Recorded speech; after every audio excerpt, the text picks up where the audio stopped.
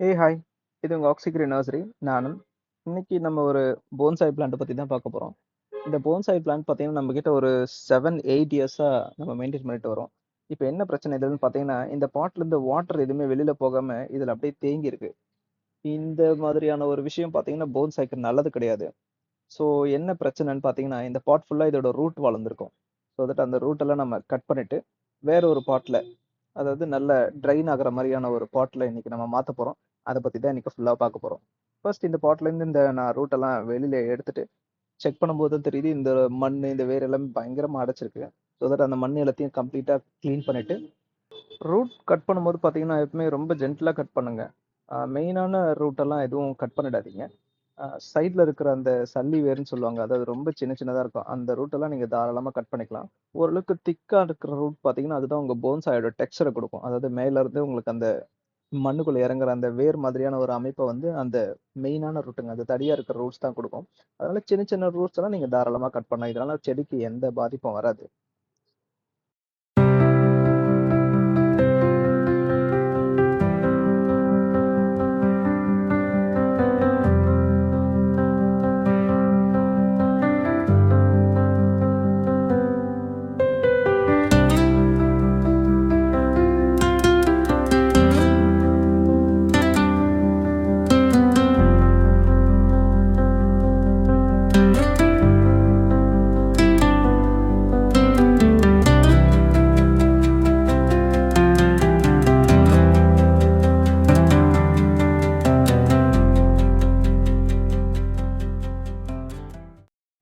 இந்த போன்சாய் ட்ரீய பாட் பண்றதுக்கு நான் வேற ஒரு பிளாஸ்டிக் பாட், போன்சாய் பாட் ஒண்ணு எடுத்துக்கிறேன். ஸோ அதுல நல்லா ட்ரில்ஸ் எல்லாம் போட்டுட்டு, அதுக்கப்புறம் இந்த பிளான்ட் இதுல பண்ணப் போறோம். யூசுவலா நீங்க மத்த பிளான்ட்ஸ் ஸ்பாட் பண்ணும்போது, 2 இல்ல 4 ஓட்ட போட்டு நீங்க யூஸ் பண்ணுவீங்க. அது அந்த பிளான்ட்க்கு வந்து எனஃப். பட் போன்சாய் ட்ரீய பொறுத்தவரைக்கும், அந்த ஓட்டைங்கலாம் பத்தாது. முடிஞ்ச அளவுக்கு நெறைய ஹோல்ஸ் போட்டுக்கோங்க. அதோட அந்த ஹோல்ஸுக்கு மேல வந்து ஒரு 2 to 3 இன்ச்சஸ்க்கு வந்து கிராவல்ஸ் யூஸ் பண்ணுங்க. இந்த கிராவல்ஸ் என்ன பண்ணும் அப்டின்னா, நீங்க போன்சாய்க்கு வாட்டரிங் குடுக்கும்போது, வாட்டர் உள்ள லாக் ஆகாம இம்மீடியட்டா ட்ரெயின் பண்ணி வெளில தள்ளிடும். இது வந்து போன்சாய் பிளான்ட்க்கு ரொம்ப நல்லது.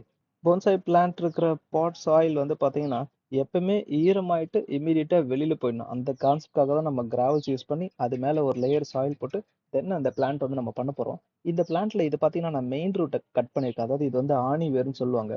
இது நம்ம வளர விட்டோம்னா என்ன ஆகும்னா, இந்த பிளான்ட்டோட குரோத் வந்து எப்பவுமே ஸ்ட்ரெயிட்டா மேல வளர்ந்து போற மாதிரி இருக்கும். ஸோ அந்த ஆணி வேர நான் எப்பவுமே கட் பண்ணும்போது தான் சைடுல இருக்கிற ரூட்ஸ் நல்லா திக்கா வளரும். அதுதான் வந்து பார்த்தீங்கன்னா, போன்சாயோட பிளான்ட்டுக்கே அழகு. அதாவது இந்த ஆணி வேர நம்ம கட் பண்ணும்போது மட்டும் தான் இந்த சைடுல இருக்கிற ரூட்ஸோட திக்னஸ் நல்லா தெரியும். ஸோ தட் உங்களுக்கு அந்த 3 to 4 இன்ச் ஹைட் இருக்கிற அந்த போன்சாய் பாட்ல இந்த பிளான்ட் நீங்க வச்சு பார்க்கும்போது, அது அந்த உண்மையான மரத்தோட லுக்குக்கு அப்பதான் உங்களுக்கு தெரியும். அதனால தான் இந்த ஆணி வேர நம்ம கட் பண்றோம். ஸோ எல்லாம் முடிஞ்சதுக்கு அப்புறம் இந்த பிளான்ட்டுக்கு வாட்டரிங் குடுத்துக்கிறோம். ஆக்சுவலி இப்ப நம்ம ரெடி பண்ண இந்த போன்சாய் வந்து பார்த்தீங்கன்னா, அத்தி மரம். இந்த அத்தி மரத்துல கட் பண்ண ஸ்டெம்ஸ் எல்லாமே நான் வேஸ்ட் பண்ண போறது கிடையாது. அதுவுமே ஒரு யூஸ்ஃபுல்லான ஒர்க் தான் பண்ணப்போது. இதே மாரி போன்சாய் ரிலேட்டடா உங்களுக்கு என்ன டவுட்ஸ் இருந்தாலும், பிளான்ட் கேர் பண்ற டவுட்ஸ் எது இருந்தாலும் நீங்க டிஸ்கிரிப்ஷன்ல இருக்க நம்பருக்கு கால் பண்ணுங்க. சேனல சப்போர்ட் பண்ணுங்க. தேங்க் யூ ஃபார் வாட்சிங்.